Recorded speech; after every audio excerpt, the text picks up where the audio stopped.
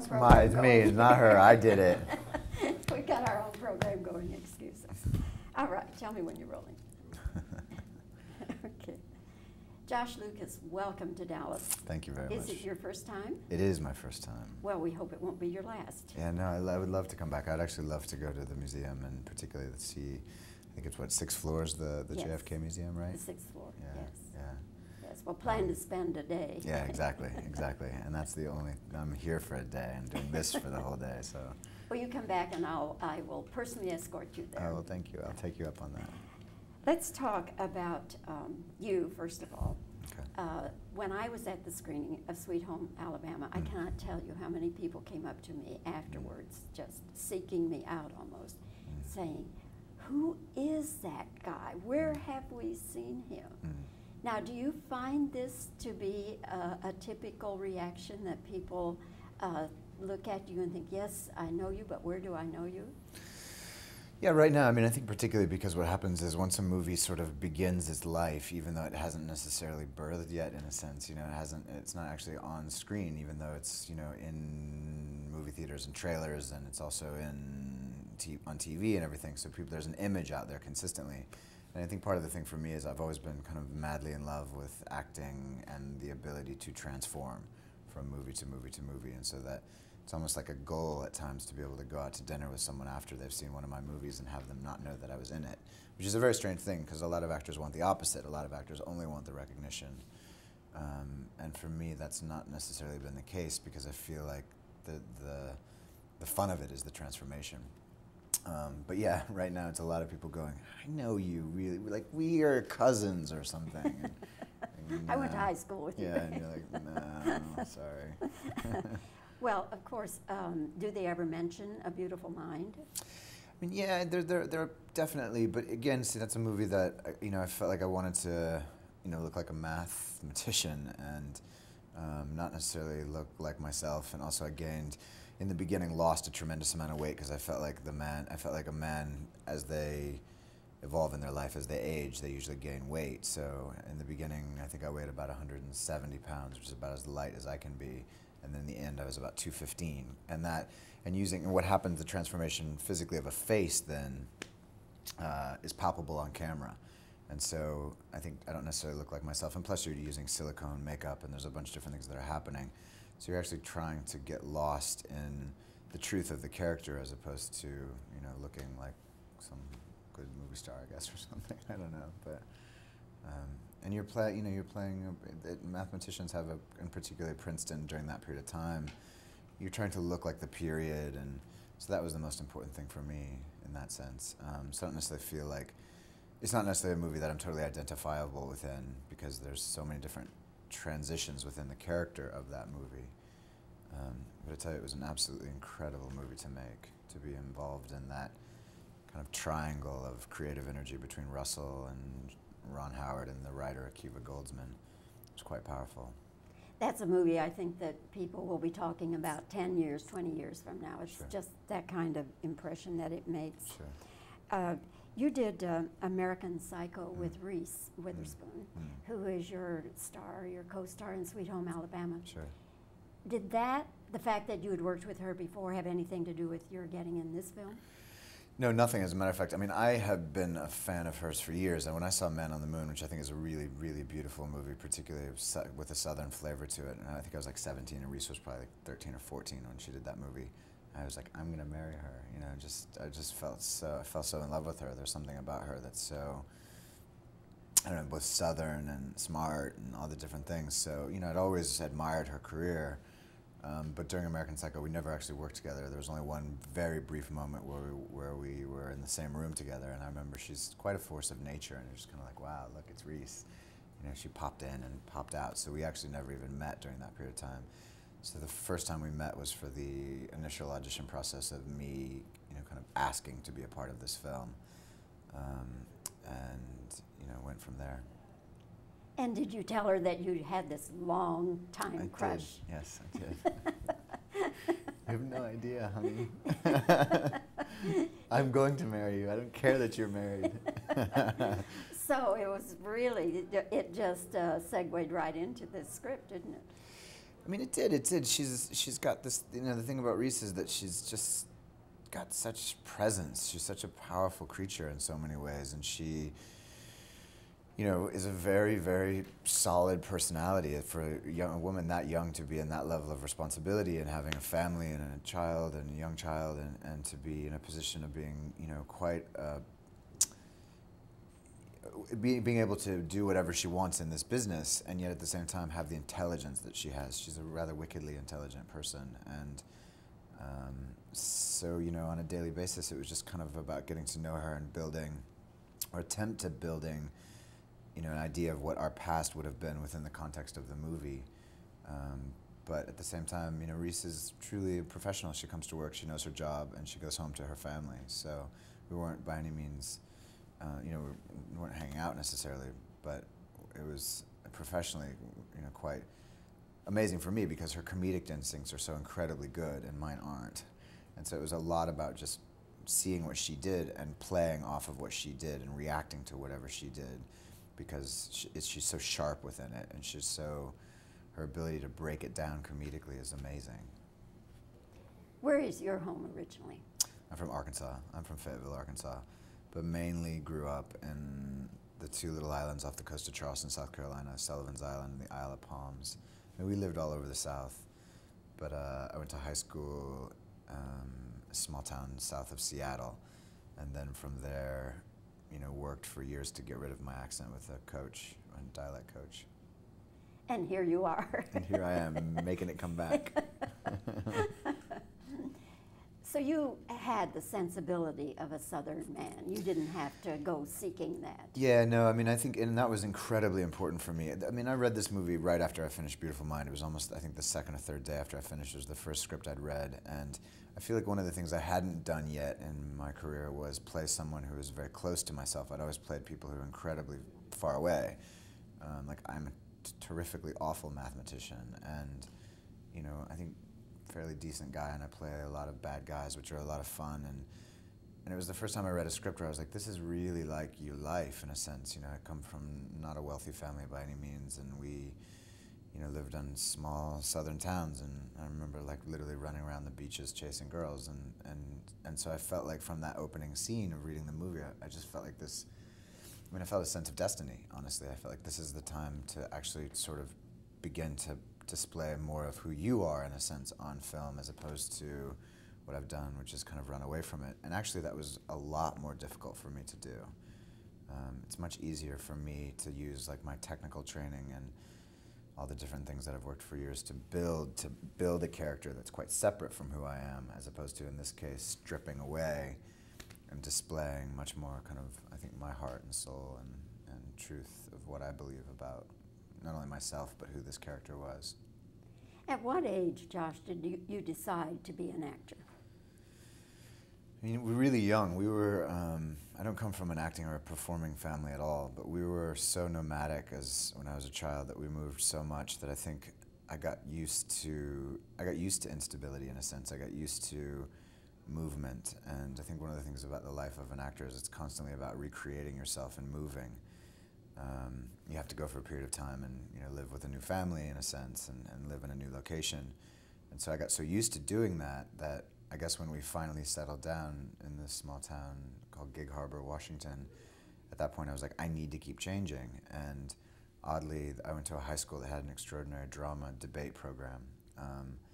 And it was the first time I was introduced to it, and it was instantly like, this is what I will do for the rest of my life. And I was like 14, and started working professionally about 16, and just basically, you know, honestly struggled hard for a good 14 years. I mean, really, like, and was madly in love with it, but it also beat me up a lot. But at the same time, you know, anytime I got any money from it, I would use it to take more dialect coaches or movement coaching, or just anything I could do to keep feeding the technical aspects of it, to understand it better, because I really loved it and really thought I would always do it.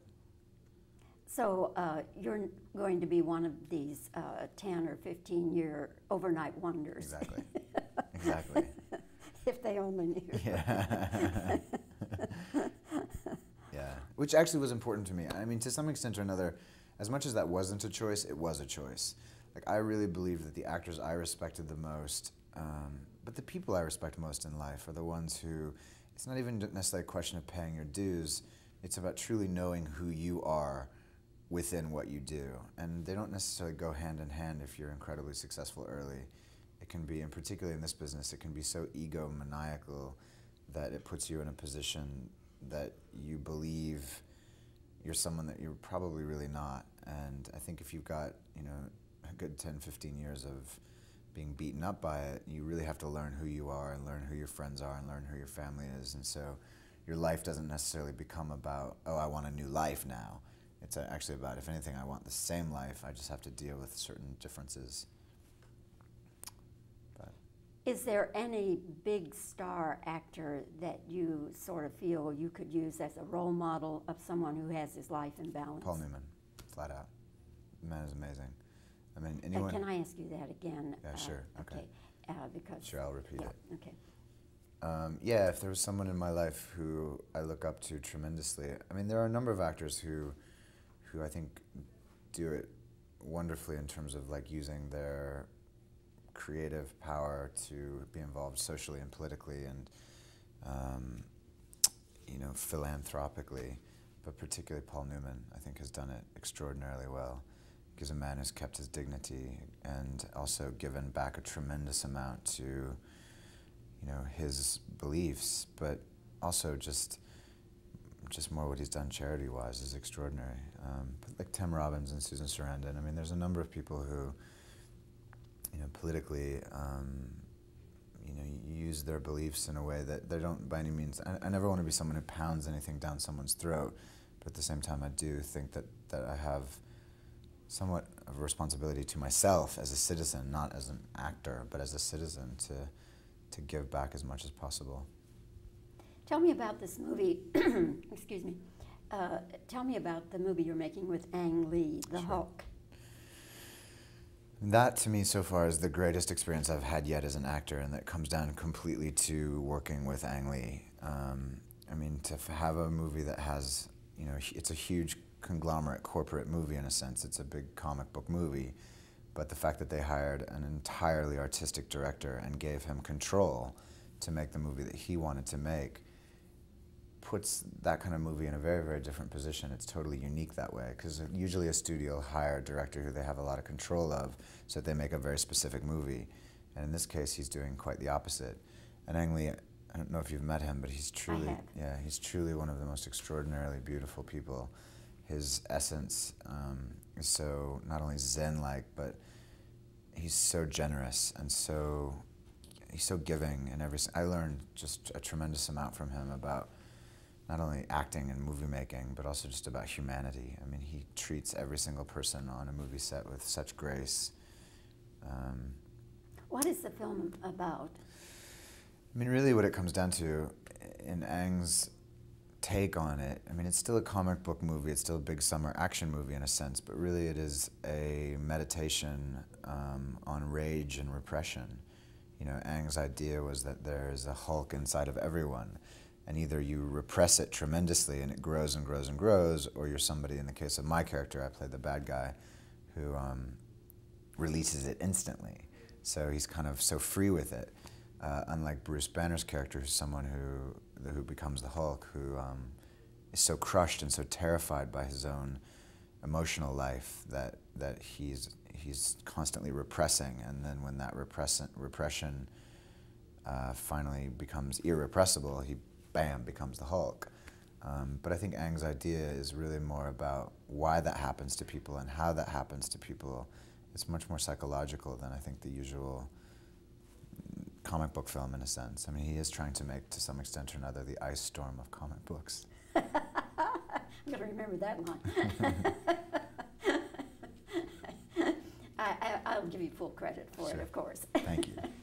As Josh Lucas said. Exactly. And that's out next summer, right? It's my birthday, June 20th, 2003, yeah. All right. The day I turned 32. All right. Yeah. I shall wish you a silent happy birthday. Josh, it's been fun getting to know you, and thank you. I thank you so much for coming to Dallas. Absolutely. Thank you. he's going to move the camera around at 4 feathers last night. Is it good? Is it great? It's good. Good. I met with that director for. I mean, but you know, it's an epic. Yeah, it's an amazing movie. I love a movie like this. I really loved this movie. What, Sweet Home? Yeah, yeah. You know, there just aren't enough of these kinds of movies. And I did too, actually, and I was surprised because I don't really like. I'm not a big fan of romantic comedies, and I just think it's so honest and yeah. I was like, it's so smart and sweet and. Well, and everybody in it is so good. And yeah, it's well directed. like Fred Ward and Mary Kay, they're so good. Those two. Candace Bergen. Yeah. She a hoot girl. Yeah. Kate, I bet you need a drink. I swear, like I was with like 30 of my friends, and every single person. That was the one time when everyone in the whole place like almost fell over. Okay, CJ, are you wanting me to Go ahead. listen up here? Okay, all right. Josh, do you find people coming up to you and saying, "You look so familiar. How do I know you?" But they don't quite know you.